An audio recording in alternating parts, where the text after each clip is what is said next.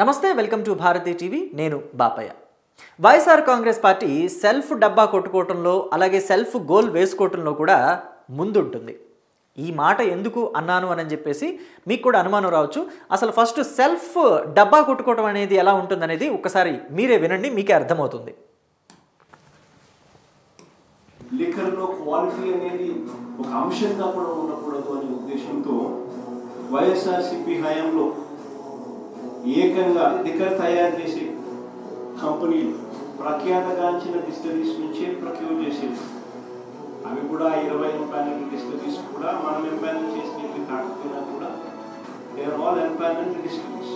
అక్కడ కూడా quality check చేసిన తర్వాత అవి ఎటువంటి తప్పుదోవలు పోకుండా నేరుగా ప్రభుత్వ దుకాణాల్లోకి మాత్రమే వచ్చాయి. సరైన సమయాలు పెట్టి ఇష్టం వచ్చిన సమయాలు కాకుండా కరెక్ట్గా నిర్దిష్టమైన టైం. చూశారు కదా, క్వాలిటీ చెకప్ చేసి సరైన కంపెనీల నుంచి మంచి మద్యం తీసుకొచ్చి ప్రభుత్వ దుకాణాల్లో అమ్మి వాటికి కూడా నిర్దిష్టమైన సమయాలు పెట్టి మద్యం అమ్మాము అని చెప్తున్నారు జగన్మోహన్ రెడ్డి గారు. సో ఇది ఎంతవరకు వాస్తవం అనేది ప్రజలందరూ గ్రహించలేదా? వీటిల్లో హానికారకమైన కెమికల్స్ పారాగ్లైలాల్ అలాగే స్క్రోపారోనిన్ అని చెప్పేసి కొన్ని కెమికల్స్ హానికరమైన కెమికల్స్ ఉన్నాయి అని చెప్పేసి అప్పట్లో టెస్టులు చేస్తే బయటపడలేదా? ఈ వ్యవహారం అంతా ఎవరికి చెప్తారు? ఇప్పుడు ఎవరి చెవుల్లో పూలు పెడతారంటే తెలుగుదేశం పార్టీ హయాంలో ఏదో ఒక కల్తీ మద్యం తయారీ వ్యవహారం బయటపడింది కాబట్టి సో ఇదంతా వాళ్ళ మీదకి నెట్టేసి మనం శుద్ధపోసల్లాగా ఆణిముత్యాల్లాగా మనం బిల్డప్పించుకుందామంటే ప్రజలు నమ్మే పరిస్థితి ఏమైనా ఉంటుందా? ఎక్కడైనా ఉంటుందా? ఎందుకంటే గత 5 ఏళ్ళు కూడా 2019లో ఎప్పుడైతే వైఎస్ఆర్ కాంగ్రెస్ పార్టీ అధికారంలోకి వచ్చిందో ఆ కొద్ది కాలం నుంచే, అంటే వెంటనే ఒక 5-6 నెలలు కూడా లేదు, వెంటనే ఈ కొత్త మద్యం బ్రాండ్స్ వచ్చేసినాయి.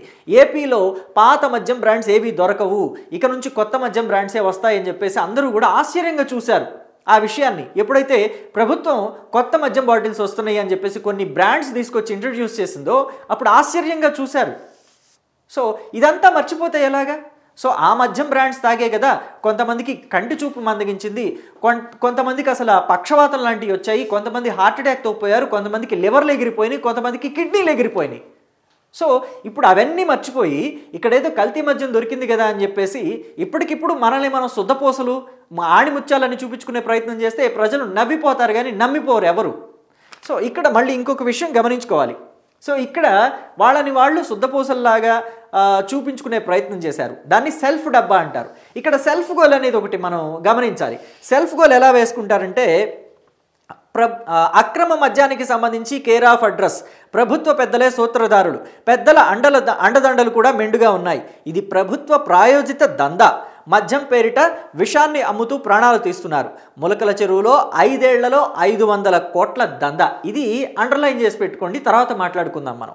So looter Lokesh, killer N brands, Nara killer Babu, sadist CBN, failed CM, stop N brands, save lives. అబ్బా ఎంత బాగా చెప్పారండి. అసలు వింటే ఎవరైనా పక్క రాష్ట్రం వాళ్ళు వింటే కనుక అమ్మో ఆంధ్రప్రదేశ్లో ఇంత అక్రమం జరుగుతుందా, ఇన్ని అన్యాయాలు జరుగుతున్నాయా, ఇన్ని ఘోరాలు జరుగుతున్నాయా, అసలు ఏపీలో సీఎం చంద్రబాబు అండ్ లోకేష్, పవన్ కళ్యాణ్ వీళ్ళ ఆధ్వర్యంలో ఇన్ని ఘోరాలు జరుగుతున్నాయి అని ఆశ్చర్యంతో కళ్ళు పెద్దవి చేసుకుని చూసే పరిస్థితి వస్తుంది. సో ఇక్కడ మనం ఒక విషయం గమనించాలి. 5 సంవత్సరాల్లో 500 కోట్ల దందా బాగానే ఉంది, మంచి మాటే చెప్పారు. అంటే దీన్నే సెల్ఫ్ గోల్ అని అంటాం మనం. సో 5 ఏళ్లలో 500 కోట్లు అంటే ఇక్కడ కూటమి సర్కార్ అధికారంలోకి వచ్చింది ఎప్పుడు 2024 జూన్లో. సో అంతకుముందు అంటే 3.5 సంవత్సరాలు ఎవరి హయాంలో జరిగినాయి? అంటే ఈ 500 కోట్లలో 350 కోట్లు మీరే తీసుకున్నారని మీరు ఒప్పుకుంటున్నారా? YSR Congress party social media అంతా దీనికి సమాధానం చెప్పుకోవాలి కదా. సో ఇక్కడ తంబళ్లపల్లె నియోజకవర్గం ఇన్ఛార్జ్ లేకపోతే తంబళ్లపల్లి నియోజకవర్గంలో తెలుగుదేశం పార్టీ తరఫున పోటీ చేసిన నాయకుడు ఎవరైతే ఉన్నారో ఆయన మరి అంతకుముందు ఎవరి దగ్గర కుడిభుజంగా పనిచేశారు, ఎవరికి అనుచరుడుగా ఉన్నారు? పెద్దిరెడ్డి రామచంద్రారెడ్డి వాళ్ళకి కాదా? వైఎస్ఆర్ కాంగ్రెస్ పార్టీకి అనునాయుడు కాదా ఆయన? వాళ్ళతో అంటకాగిన వ్యక్తి కాదా? నిన్నటికి నిన్న 2024 ఎలక్షన్ల టైంలోనే కదా, ఎలక్షన్లకి 2 రోజుల ముందు, ఒక వారం ముందో 10 రోజుల ముందో కదా, అంటే నోటిఫికేషన్ వచ్చినప్పుడే కదా ఆయన టీడీపీలోకి వచ్చింది. టీడీపీ టికెట్ తీసుకుని పోటీ చేశాడు. సో వెంటనే ఈ మద్యం కుంభకోణం ఇప్పుడు బయటపడేసరికి మొత్తం అంతా కూడా టీడీపీ మీద ఆపాదించేసి నారా చంద్రబాబు నాయుడు ఎన్ బ్రాండ్స్ అని, అలాగే లోకేష్ లూటర్ లోకేష్ అని చెప్పేసి ఇట్లాంటి పదజాలాన్ని ప్రయోగించటం, ఎవరన్నా సినిమా రైటర్స్ని ఎవరన్నా పెట్టుకున్నారేమో మరి ఇలాంటి రాతలు రాయటానికి, దౌర్భాగ్యపు రాతలు రాయటానికి. ఇలాంటి బురదంతా తీసుకొచ్చి తెలుగుదేశం పార్టీ మీద, కూటమి సర్కారు మీద వేసేసి దులుపుకోండి కడుక్కోండి అని అన్నట్టుగా ఉంది ప్రస్తుత పరిస్థితి చూస్తుంటే. సో ఒకవేళ నిజంగానే లోకేష్ అలాగే చంద్రబాబు నాయుడికి దీంట్లో సంబంధం ఉంది అని కాసేపు అనుకుందాం, ఉంది అని అనుకున్నా కానీ తమ ప్రభుత్వంలో తాము అధికారంలో ఉండగా ఎవరైనా దీని గురించి ఎంక్వైరీ చేయించుకుంటారు అధికారులను పెట్టి? తామే తప్పు చేసి తామే ఎంక్వైరీ చేయించుకుంటారా? అంటే తమ తప్పుల్ని తామే ప్రూవ్ చేసుకొని జైలుకి వెళ్ళిపోతారా? సో ఒకవేళ వాళ్ళకి గనక దీంట్లో ప్రమేయం ఉండింటే వాళ్ళు ఏం చేస్తారు, దీన్ని నెమ్మదిగా డైల్యూట్ చేసుకుంటారు. గత 5 ఏళ్ళు మీరు ఎలాగా అసలు ఈ లిక్కర్కి సంబంధించి ఎటువంటివి బయటికి రాకుండా ఎలా కప్పిపుచ్చుకున్నారో, లిక్కర్ అమ్ముతున్న ప్రభుత్వం క్యూఆర్ కోడ్లు ఎందుకు పెట్టలేదు, స్కానింగ్ చేసుకోవడానికి ఎందుకు అవకాశం లేదు, ఓన్లీ డబ్బులు ఎందుకు తీసుకుంటున్నారంటే గతంలో మీరు ఎలా మాట్లాడకుండా తేలుకుట్టే దొంగల్లాగా ఊరుకున్నారో అలాగే ఊరుకునేవాళ్ళు కదా. దీన్ని నెమ్మదిగా అసలు బయటికి రాకుండా డైల్యూట్ చేసేసేవాళ్ళు, విషయం బయటికి రాకుండా కప్పిపుచ్చేవాళ్ళు. ఏదైతే ములకల చెరువులో వ్యవహారం బయటపడిందో దాన్ని 3వ కంటికి తెలియకుండా దాచిపెట్టేవాళ్ళు.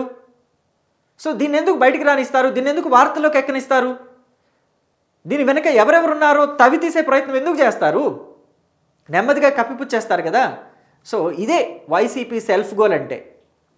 అటు ప్రభుత్వం చిత్తశుద్ధితోటి మొత్తం అంతా కూడా ఈ వ్యవహారంలో ఎవరెవరు ఉన్నారో బయటికి తీసి వాళ్ళందరినీ కూడా ఉతికారేస్తుంటే, ఇక్కడ చూస్తేనేమో లోకేష్కి సంబంధం ఉంది, ముడుపులు తాడేపల్లి హౌస్కి వెళుతున్నాయి, కరకట్ట ప్యాలెస్కి వెళుతున్నాయి, కరకట్ట హౌస్కి వెళుతున్నాయి, 30% ముడుపులని ఓపెన్గా ఆరోపణలు చేస్తున్నారు.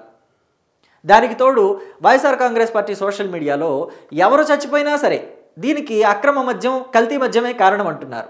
ఈ కల్తీ మద్యం అసలు తయారైంది ఎప్పటి నుంచి, ఎవరెవరు తాగారు ఏంటి అనేది మొత్తం అంతా కూడా డీటెయిల్స్ తీస్తే మొత్తం అన్నీ బయటకు వస్తాయి. ఎప్పటి నుంచి తాగుతున్నారు, ఇక్కడ బెల్ట్ షాపులకు వెళ్తున్నాయి, లిక్కర్ షాపులకు వెళ్తున్నాయి, ఎప్పటి నుంచి వెళ్తున్నాయి, ఇవన్నీ కూడా బయటకు తీస్తే మొత్తం అంతా కూడా వ్యవహారం బయటకు వస్తుంది. దీనిలో ఎవరెవరికి ప్రమేయం ఉంది అంతా కూడా వెలుగు చూస్తాయి, నిజానిజాలు వెలుగు చూస్తాయి. ప్రభుత్వానికి దీనికి సంబంధం ఉందా లేదనే విషయం తెలుస్తుంది. ప్రజలు కూడా ఈ వ్యవహారాన్ని ఎలా పక్కదారి పట్టించడానికి ప్రయత్నం చేస్తున్నారు, ఎవరున్నారు, ఎవరి ప్రమేయం ఉంది పక్కదారి పట్టించే విషయంలో అని చెప్పేసి కూడా మొత్తం అంతా తెలుస్తుంది ప్రజలకి. సో దీని మీద మీ అభిప్రాయాన్ని కూడా కామెంట్ రూపంలో తెలియజేయడం మాత్రం మర్చిపోకండి. ఎందుకంటే ఇలాంటివి చాలా సీరియస్ ఇష్యూస్. రాష్ట్ర ప్రభుత్వానికే కాదు ప్రజారోగ్యానికి సంబంధించిన వ్యవహారం ఇది. ప్రజలు అక్రమ మద్యం తాగి ఎలా ఇబ్బందులు పాలయ్యారు గత 5 ఏళ్ళు అనేది మనం చూసాం, కళ్ళారో చూసాం, ఎన్ని జే బ్రాండ్స్ వచ్చాయో చూసాం. సో కాబట్టి దీన్ని చాలా సీరియస్గా తీసుకోవాల్సిన అంశం. ప్రజలు కూడా జాగరూకులై ఉండాలి, చాలా అవేర్నెస్తో ఉండాలి ఇలాంటి కల్తీ మద్యం విషయంలో. ప్రభుత్వాలు ఏమున్నా సరే కల్తీ మద్యం అనేది అంతరించిపోవాలి ఖచ్చితంగా.